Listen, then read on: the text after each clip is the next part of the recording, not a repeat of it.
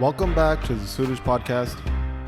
In the previous episode, we heard how Bidhi Chand traveled along, meeting a Sikh congregation in a very far-off land. But before that, how he agreed to a request made by Sundar Shah Fakir, who asked Bidhi Chand to return to him when he realized that the last moments of his life were approaching, so that they could pass away together. So now Bidhi Chand has returned back to Kiratpur from all of his travels. The monsoon season has approached, and Guru Hargobind was enjoying his time, watching the blossoming of flowers, hearing the sounds of the beautiful streams in the river and the singing of the birds. This is how Guru Hargobind would spend the months from mid-July to mid-September. The heavy rainfalls made the Satluj River very deep and wide, and Guru Hargobind would go for many strolls along the river banks, climbing up and down around the mountain to enjoy the beautiful scenery. But now, chapter 36 starts off speaking how the autumn season has come, the monsoon season was now over, and now it was around mid-September. So the water now flowing in the river was clear, the clouds had dissipated, and the sky was also clear. Baba Gurditta, Guru Hargobind's eldest son, would often mount his horse and go into the forest to hunt, taking attendants with him, roaming and searching for animals to hunt. Guru Hargobind, on the other hand, kept his mind still, and since the autumn season, started to stay within the city. He abandoned the keeping of hunting dogs and his hawks, and he would not mount his horse to go hunting in the forest anymore.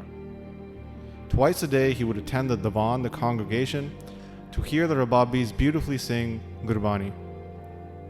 Sikh devotees would come from all around the subcontinent to see Guru Hargobind, bringing with them whatever donations they could.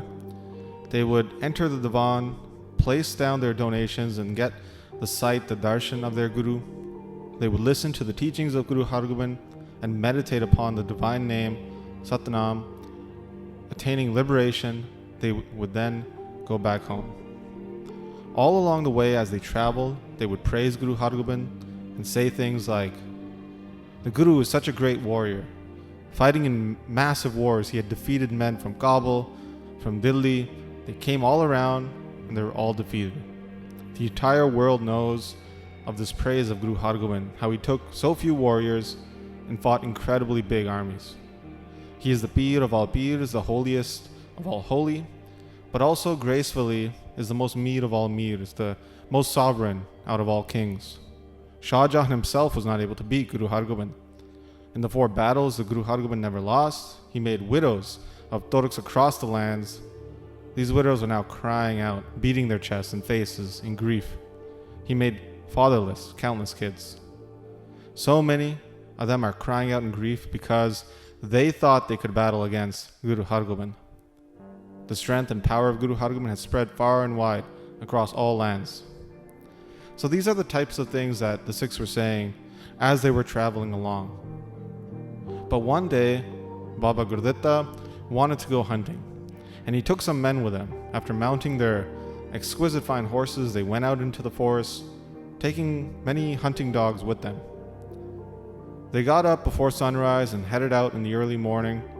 They were searching for rabbits, wild boars, and deers.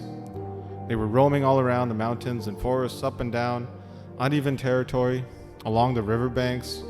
But that day they were not able to find anything to hunt.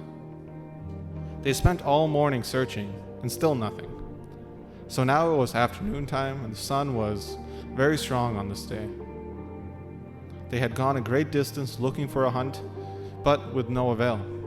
However, there were some cows in the distance that somebody had taken out to graze. This one cow was hidden behind some bushes, but his horns were peeking up from behind the bushes.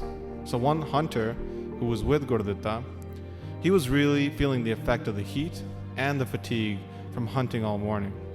And because of this, he didn't really realize that that was a cow. He thought it was a deer. So in thinking that it was a deer, he acted very quickly. He thought, if I ride up close on horseback, the deer would run away. So he pulled out his rifle and he shot at what he thought was a deer, and the bullet went straight into the cow's head and killed the cow very quickly. When he rode up, he saw that it was a cow and he realized he had committed a great sin and was terrified. The attendant who was grazing the cow was also in shock, and he started yelling out, making a big scene, which caught the attention of the locals. All the locals now had captured that hunter, that Sikh, and were extremely angry that he had committed this massive sin. They were all swearing at him. The other hunters and Baba Gurditta heard of this commotion, and they all rode towards that direction. Upon reaching, Baba Gurditta sees that the Sikh had committed this massive sin, killing of the cow, and the commotion that the locals were making. So Baba Gurditta began to speak very softly and sweetly back to the locals, trying to convince them that yes, this was a terrible sin, but what has happened now. The cow is dead. He cannot come back to life, so just let this Sikh go. Listening to this, the locals then said, well, you are the son of the Guru. You have the ability to perform miracles. So make this cow come back to life, and we will let your man go. Baba Gurditta then began to contemplate on the situation that if I make this cow alive again, then my father, Guru Hargobind, would be extremely mad. He has taken so many pains upon his body willingly and has not used any miracles at all.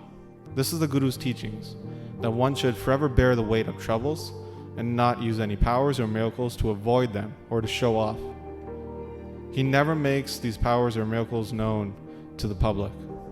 But if I don't make this cow come back to life, then this would be a great sin as well, that we would have to bear, and the Guru's community would be slandered throughout the world.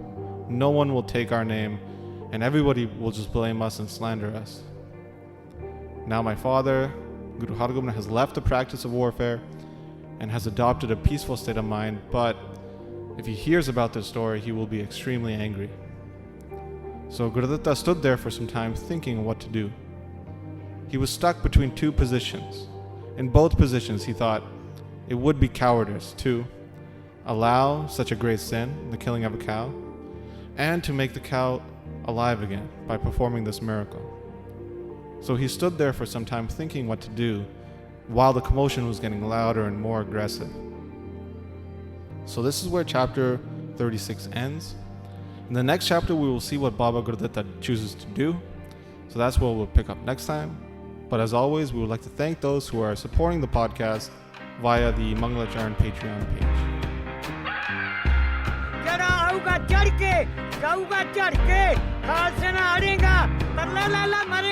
शरण परेगा ते तरेगा गज गज करा जावे गुरु अर्जन साहब के मन पावे न्यालो जावे सत श्री अकाल।